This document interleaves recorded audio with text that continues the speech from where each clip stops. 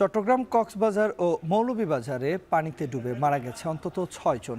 এর মধ্যে চট্টগ্রাম এবং মৌলভীবাজারে সাঁতার শিখতে গিয়েই মারা যায় ৪ জন। দুপুরে কক্সবাজার সমুদ্র সৈকতের কলাতলি পয়েন্টে গোসল করতে নেমে বাবা ও ছেলের পানিতে ডুবে মৃত্যু হয়। খবর পেয়ে গুরুতর অবস্থায় তাদের উদ্ধার করে হাসপাতালে পাঠায় লাইফগার্ড সদস্যরা। এ সময় কর্তব্যরত চিকিৎসক তাদের মৃত ঘোষণা করে। অন্যদিকে চট্টগ্রামের পটিয়া উপজেলায় আশিয়া এলাকায় সাঁতার শিখতে নেমে ডুবে যায় চাচা ভাতিজা। প্রায় ঘণ্টাখানিক পর পুকুর থেকে তাদের মরদেহ উদ্ধার করে স্বজনরা।